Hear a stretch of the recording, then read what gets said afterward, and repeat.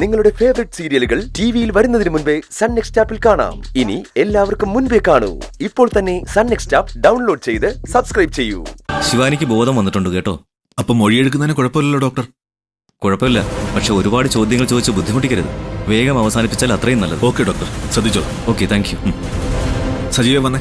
Sir, പറഞ്ഞില്ലേ ഗൗതം, എല്ലാം ശിവാനിയുടെ കയ്യിലാണ്. ആ മൊഴിയായിരിക്കും കാര്യങ്ങൾ തീരുമാനിക്കുന്നത്. ഞങ്ങളും കൂടി അകത്തേക്ക് വന്നോട്ടെ. അത് ശരിയല്ല ഗൗതം.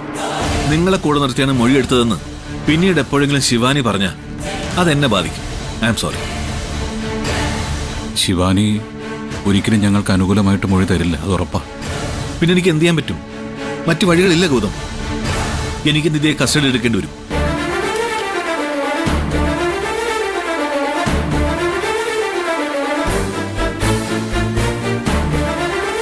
ഏയ്,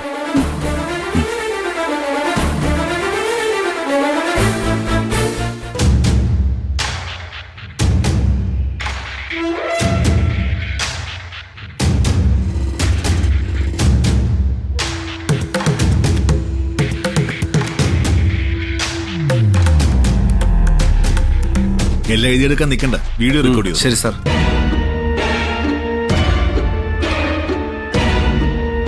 എന്താ പേര്? ശിവാനി. ആക്സിഡന്റ് നടന്ന കാര്യവും മറ്റും ശിവാനിക്ക് നല്ല ഓർമ്മയുണ്ടല്ലോ. ഉണ്ട് സർ. ആക്സിഡന്റ് എങ്ങനെയാ ഉണ്ടായെന്നൊന്ന് ഡീറ്റെയിൽ ആയിട്ട് പറയാമോ? പറഞ്ഞോളൂ. അത് ഞാൻ റോഡിലൂടെ നടന്നു പോവായിരുന്നു. അപ്പോഴാ കാറ് വന്നെന്നെ ഇടിച്ച് തെറിപ്പിച്ചത്. അതുവരെ മാത്രമേ എനിക്ക് ഓർമ്മയുള്ളൂ. ഈ ആക്സിഡന്റിനെ കുറിച്ച് ശിവാനിക്ക് എന്തെങ്കിലും സംശയമുണ്ടോ?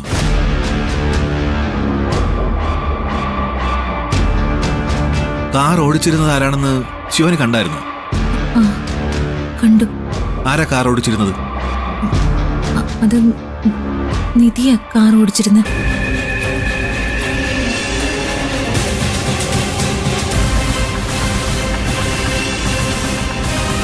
ഈ ആക്സിഡന്റ് എങ്ങനെ ഉണ്ടായതെന്നാണ് ശിവാനി കരുതുന്നത്?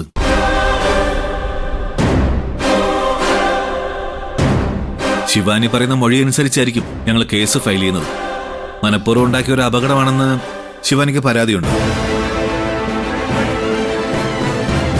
മറുപടി പറയാൻ എന്തെങ്കിലും ബുദ്ധിമുട്ടുണ്ടോ ശിവാനിക്ക്? അത് അല്ല, എനിക്ക് പരാതിയില്ല.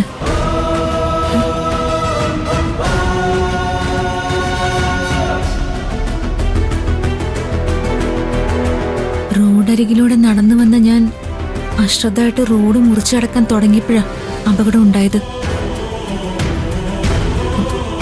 ഞാൻ കാണിച്ചൊരു അബദ്ധം. നിധി പെട്ടെന്ന് വെട്ടിത്തിരിച്ച് ബ്രേക്ക് പിടിച്ചതുകൊണ്ട് മാത്രം ഞാനിപ്പോ ജീവനോടെ ഇരിക്കുന്നത് തന്നെ. അപ്പൊ ഈ അപകടത്തിൽ ശിവാനിക്ക് നിധിക്കെതിരെ പരാതിയൊന്നും ഇല്ല അല്ലേ? പരാതിയോ? എന്തിന്? എന്റെ ജീവൻ രക്ഷിച്ചതിന് നന്ദിയല്ലേ സാർ ഞാൻ പറയേണ്ടത്? എന്നെ ആശുപത്രിയിൽ എത്തിച്ചത് പോലും ഗൗതവും നിധിയും ചേർന്ന്. ഇടയ്ക്കൊന്നു ബോധം വീണപ്പോ അവരെ ഞാൻ കണ്ടതാ. എന്റെ ജീവൻ രക്ഷിച്ചതിന് നിധിയോട് ഞാൻ ഇന്ന് കടപ്പെട്ടിരിക്കും. അപ്പൊ ഇത് ഞാൻ മൊഴിയായി രേഖപ്പെടുത്തിക്കോട്ടെ? Okay sir.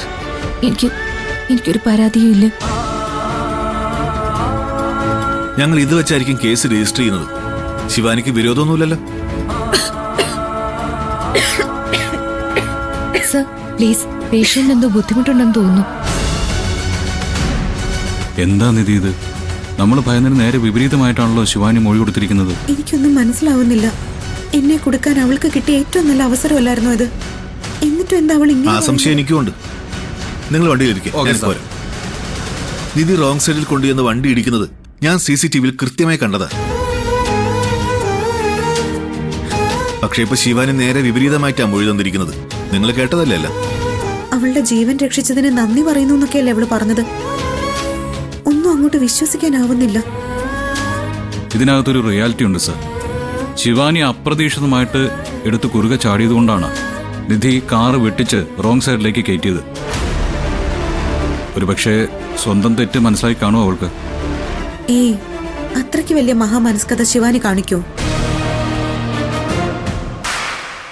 അത് വിട്, തൽക്കാലം നമുക്ക് സമാധാനമായി. ആ എന്തായാലും ഇതിന്റെ പുറകിൽ ഇനി തൂങ്ങേണ്ടി വരില്ലല്ലോ. സ്റ്റേറ്റ്മെന്റ് സൈൻ ചെയ്ത് വാങ്ങിക്കാൻ പറ്റിയില്ല, അത് സാരല്ല, പിന്നീടായാലും മതി. കേസ് ഒഴിവായി കിട്ടിയെങ്കിലും ശിവാനിയുടെ ഈ അവസ്ഥയ്ക്ക് കാരണക്കാരി ഞാനാണല്ലോ എന്ന് ഓർക്കുമ്പോ ഒരു വിഷമം.